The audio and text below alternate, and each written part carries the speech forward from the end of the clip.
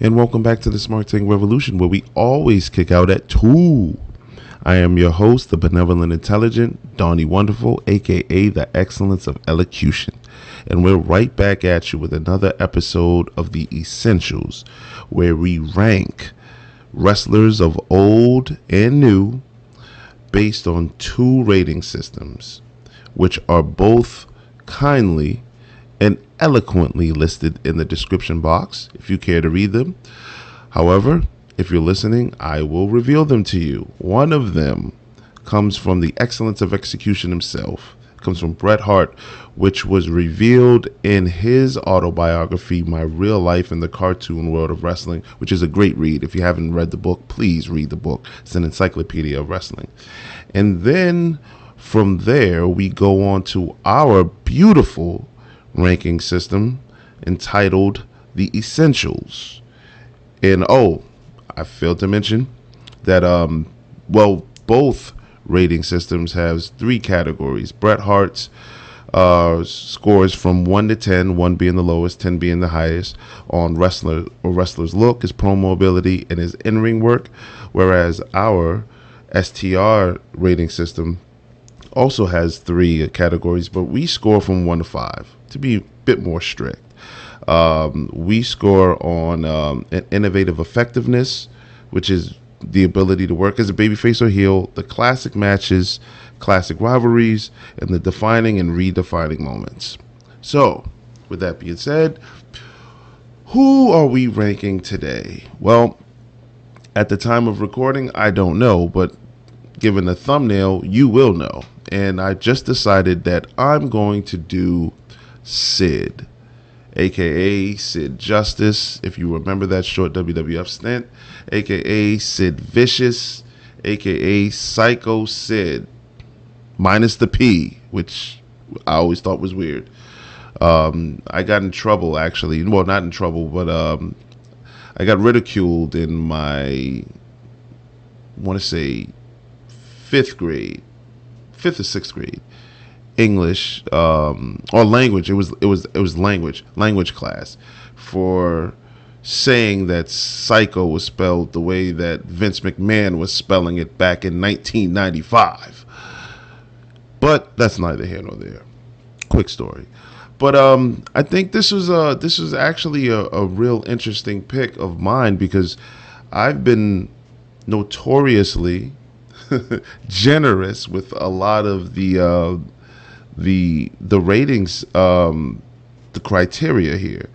I typically will lean on nostalgia to give them more favorable rankings, which I think is fair. And I'll often, ping pong and go back and forth with what I should stand on, which is why when I re-listen to it, it's always interesting to me.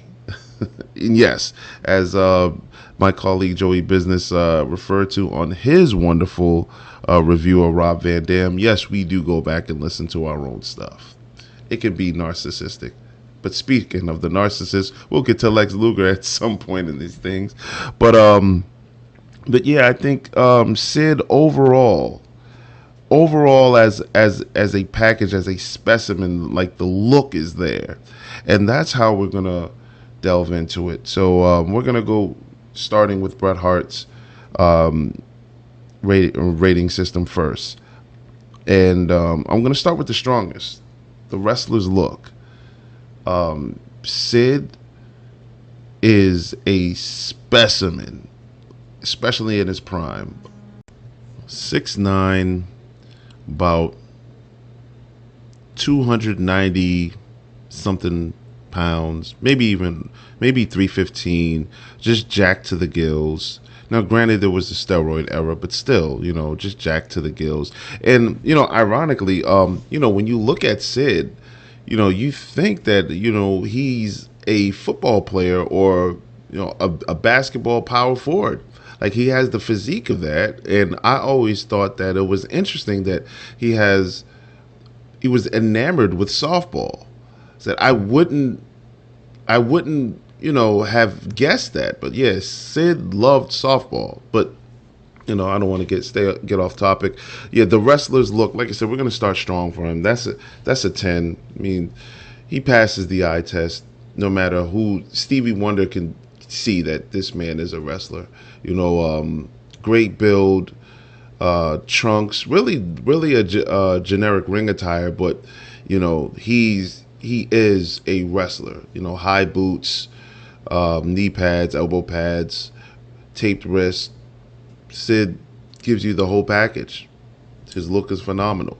But now, in the rest of the two categories, this is where Sid struggles, honestly.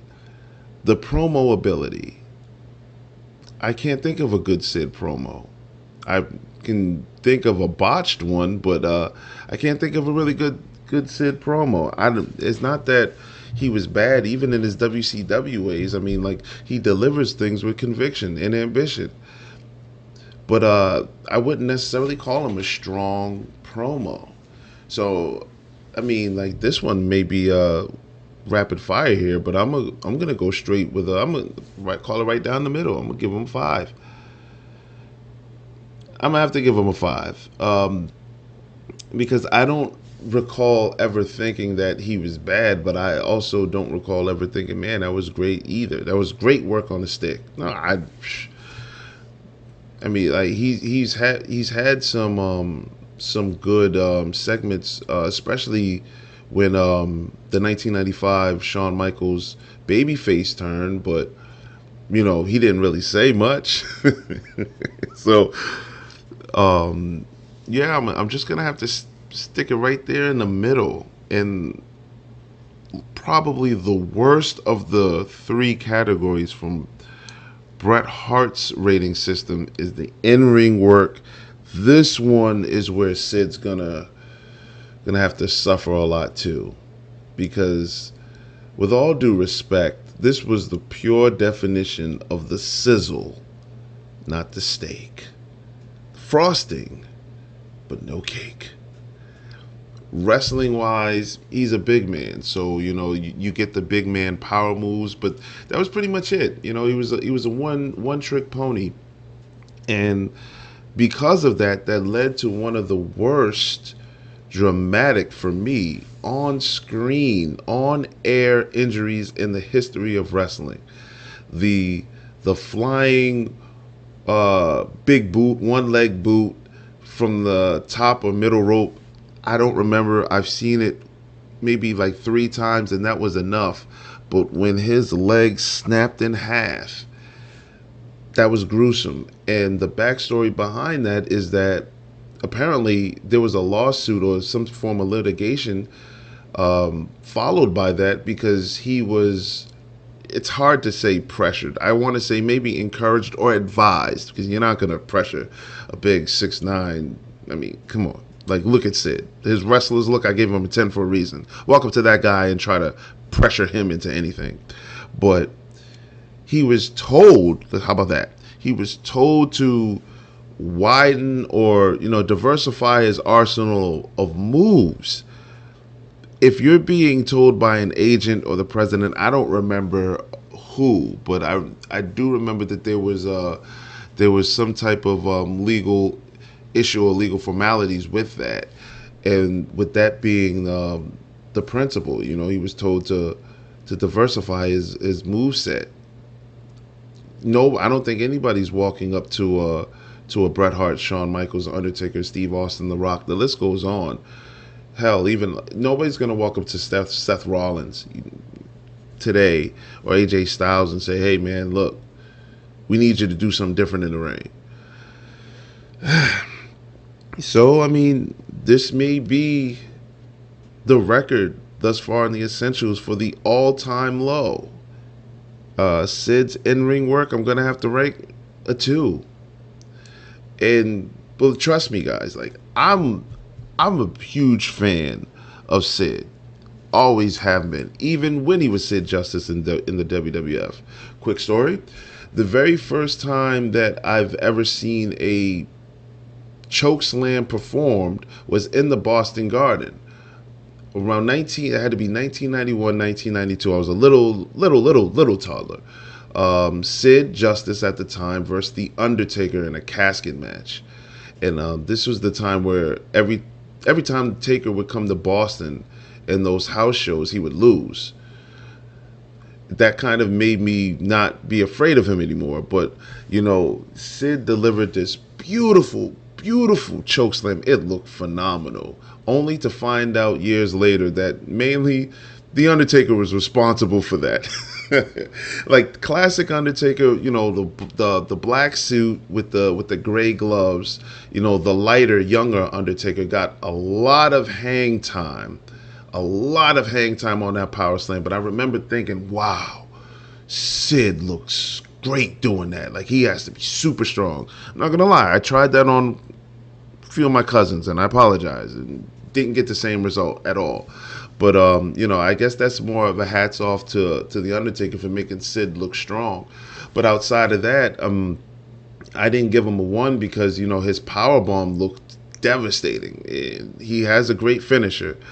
So, but outside of that, I'm pretty sure that with any Sid match that you can break him down in about 5 moves and that's it. And I think everyone has their favorites, but the matches kind of work the same way. So right now, as of this point in the essentials, and I'm not sure what number we're on here, but yeah, that has to be the lowest, at least for me. The in-ring work is a 2. So now again, we're gonna move on to our beautiful rating system, which is called the Essentials, as mentioned earlier and previously. And let's see how Sid's gonna fare well here. Again, this just might be really quick. I mean, like there's I want to say, as I'm thinking about Sid's career now, like there's title runs, there's stints with the Four Horsemen stable, skyscrapers with him and Dan Spivey. They looked really great and presentable. Let's see. I'm gonna start with his defining and redefining moments. We're gonna go there, and just off the strength of what I've mentioned leading up to it, I'm gonna rate him right there in the middle, smack dab in the middle. I'm gonna go 3. It's not anything that wrestling pundits talk about a lot. As a matter of fact, hey, you know what? 3. I was going to say 3.5 if you want to count the stabbing of Arn Anderson. The story of that has evolved and became folklore. I mean, just listen to Virgil tell it. Shout out to Virgil too. But yeah, yeah, 3.5. 3. Sorry, 3.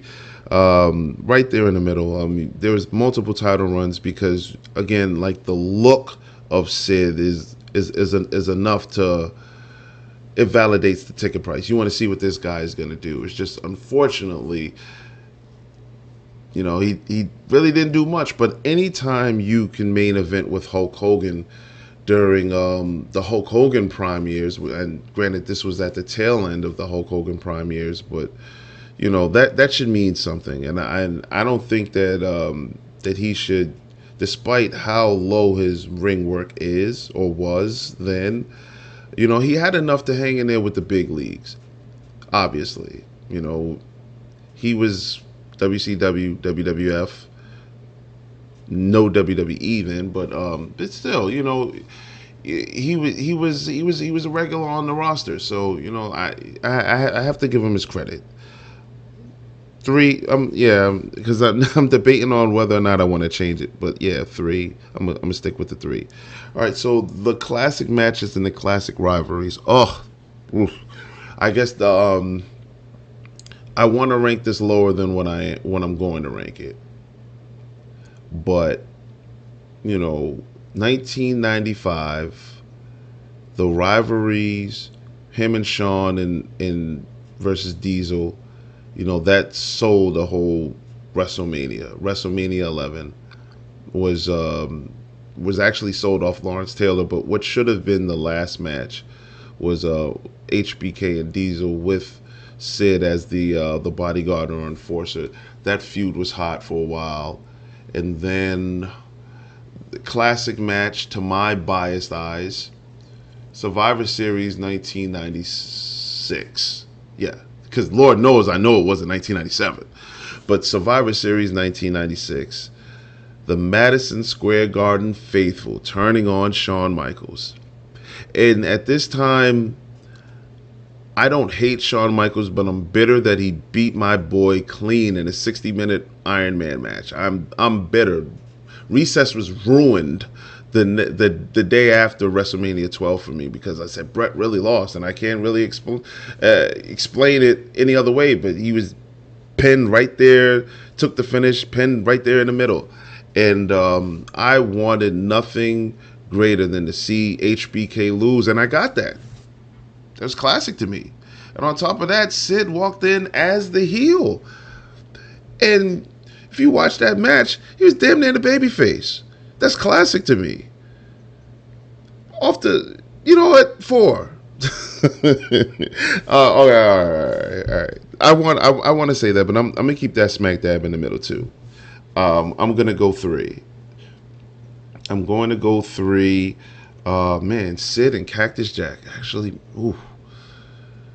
Yeah, I'm gonna stick with 3 because if I have to search deep within the craters of my brain for this data, I'm just gonna cut it in the middle, just to be fair. And me being fair is saying I know there's some things that I'm omitting and forgetting that could potentially raise the score, so I'm just gonna leave it right there. And we have the innovative effectiveness. I usually judge these in the opposite order. 1 to 5, the ability to work as a babyface or heel. Sid walking in the door can be whatever you want him to be. It's just the mic work doesn't support him being a babyface. Even though there was that stint in 1996 when he, prior to, oh, wait a minute.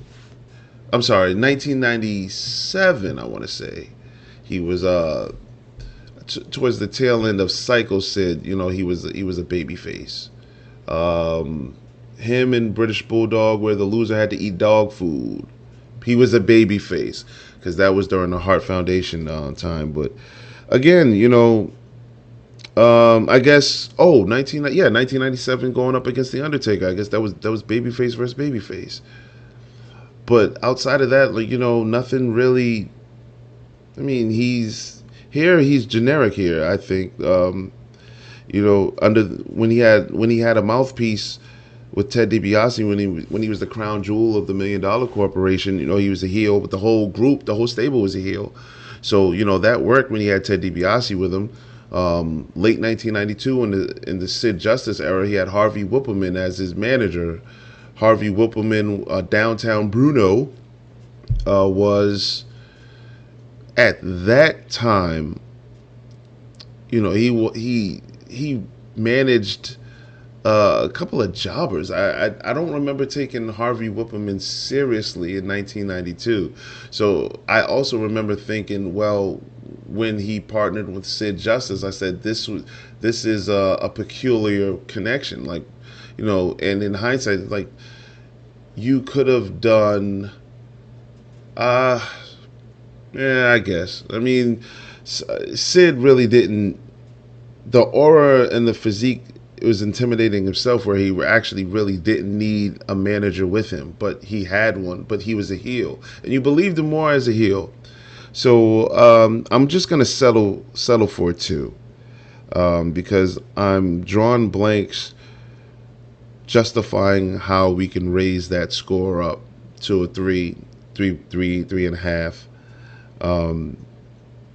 This one was good. This was kind of like it was more trivia for me. I just thinking of some highlights and what else can I reel off for Sid.